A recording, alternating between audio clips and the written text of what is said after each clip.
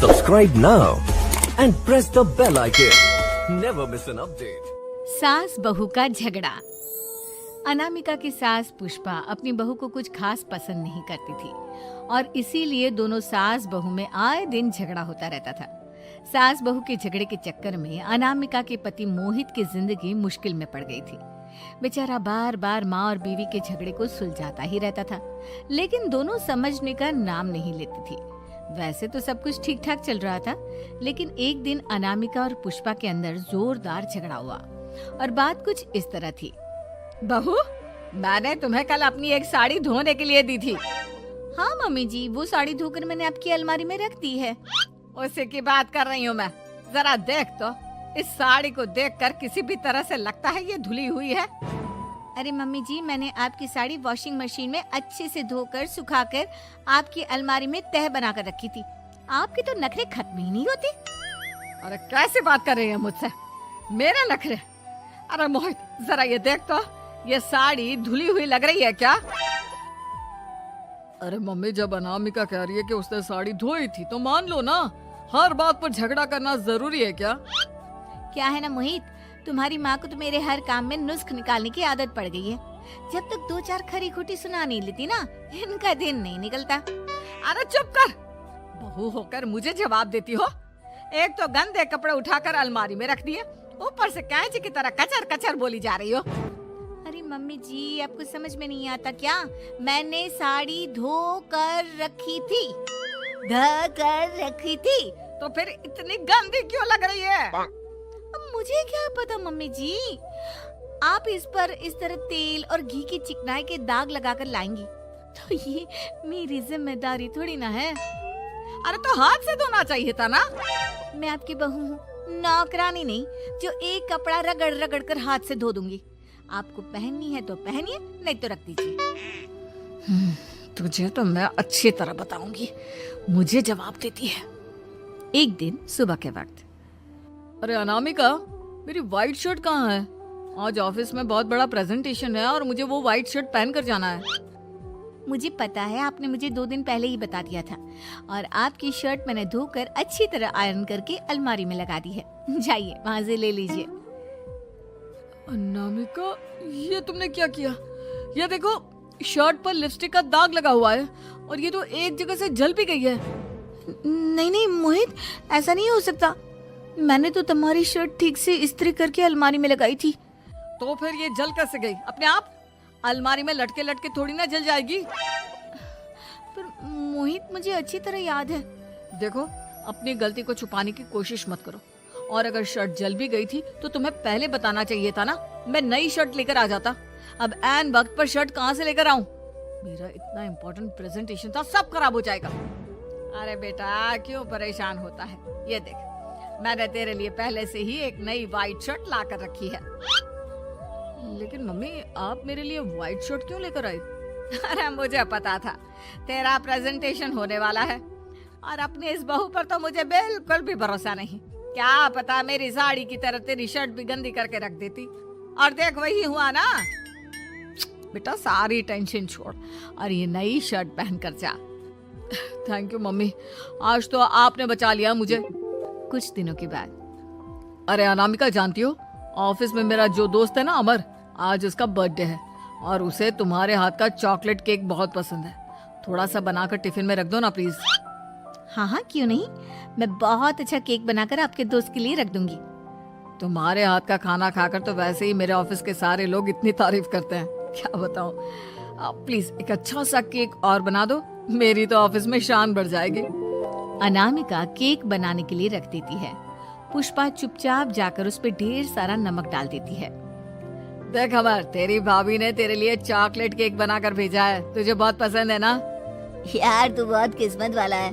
भाभी इतना अच्छा खाना बनाती है और साथ में केक भी। वैसे भाभी को थैंक यू बोलना। थैंक यू बाद में, पहले तो ये केक खा कर देख। बहुत मेहनत से बनाया है अनामिका ने। अरे यार, इस केक में तो बहुत सारा नमक है। लगता है भाभी ने शक्कर की जगह खूब सारा नमक डाल दिया है। अरे मोहित, तू तो अपनी बीवी की कुकिंग की बहुत तारीफ करता फिरता है। जरा पूछना अपनी बीवी से केक में नमक कब से डलने लग गया? क्या यार, तुझे भी मेरा ही जन्मदिन मिला था बिगाड़ने के लिए? केक नहीं लाना था तो मत लाता, कम से कम मुझे इस तरह नमक वाला केक तो नहीं खिलाता। अरे नहीं यार, अनामिका ऐसा नहीं कर सकती, जरूर कुछ गड़बड़ हुई होगी। घर जाने के बाद अनामिका, अगर तुम्हारा केक बनाने का मन नहीं था तो ना बनाती, लेकिन मेरी बेइज्जती करवाने की क्या जरूरत थी? अरे आपकी बेइज्जती, ये आप क्या कह रहे हैं? मैंने तो सुबह आपको इतने अच्छे तरीके से केक बना कर दिया था। हाँ, लेकिन उसमें इतना सारा नमक डाल दिया था कि आज ऑफिस में मेरा अच्छा खासा मजाक बना है। मेरे सारे दोस्त हंस रहे थे मुझ पर। अरे बेटा, मैंने तो तुझे पहले ही समझाने की कोशिश की थी। एक नंबर की गैर जिम्मेदार है ये लड़की, कोई काम ठीक से नहीं करती। उस दिन भी गंदी साड़ी रख दी थी मेरी अलमारी में और झूठ बोल रही थी। कुछ दिनों के बाद अनामिका देखो, मैंने अपना लैपटॉप चार्जिंग पर लगाया है, उसे अच्छी तरह चार्ज होने देना। मेरी एक अर्जेंट मीटिंग है, प्लीज बीच में से हटाना मत। हाँ हाँ ठीक है, मैं नहीं हटाऊंगी। पुष्पा चुपचाप से जाकर चार्जिंग का बटन बंद कर देती है। थोड़ी देर बाद अरे ये लैपटॉप चार्ज क्यों नहीं हुआ? और ये बटन किसने ऑफ कर दिया? अनामिका, इधर आओ। क्या हुआ? क्यों चिल्ला रहे इतना? अनामिका, मैंने तुमसे कहा था ना, मेरा लैपटॉप चार्जिंग पर लगा हुआ है, मेरी अर्जेंट मीटिंग है। तुमने इसका स्विच ऑफ क्यों कर दिया? अरे मैंने ऐसा कुछ नहीं किया, मैं क्यों स्विच ऑफ करूंगी?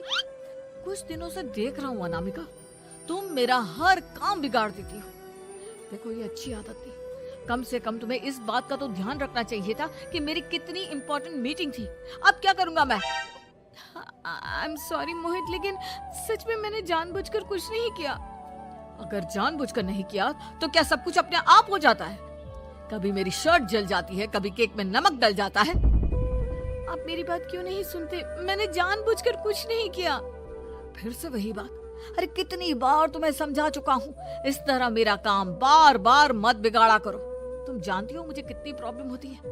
ऑफिस में तो पहले ही बेइज्जती करा चुकी हो, और अब ये मीटिंग, ये भी मेरे हाथ से निकल गई। अनामिका की समझ में कुछ नहीं आता कि आखिर उसके साथ ये सब क्या हो रहा था और क्यों हो रहा था।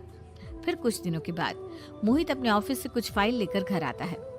अनामिका, ये कुछ फाइलें हैं, इन्हें संभाल कर रख दो, और प्लीज इस बार ध्यान से, कोई गड़बड़ी नहीं होनी चाहिए। नहीं मोहित, कोई गड़बड़ी नहीं होगी। मैं सारी फाइल्स अलमारी में लॉक करके रखूंगी और चाबी अपने पास रखूंगी।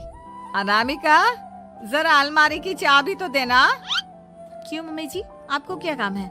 उसमें मोहित की जरूरी फाइल रखी है और मैं नहीं चाहती कि इस बार कोई भी गड़बड़ हो। पता नहीं, कुछ दिनों से हर काम खराब हो जाता है। अरे मुझे उसमें से पैसे निकालने हैं और उसके बाद ले लेना अपनी चाबी। मैं खा नहीं जाऊंगी तुम्हारे पति की फाइल। अनामिका को अपनी सास पर शक होता है। चाबी देने के बाद वो चुपचाप छुपकर अपनी सास की हरकत देखती है।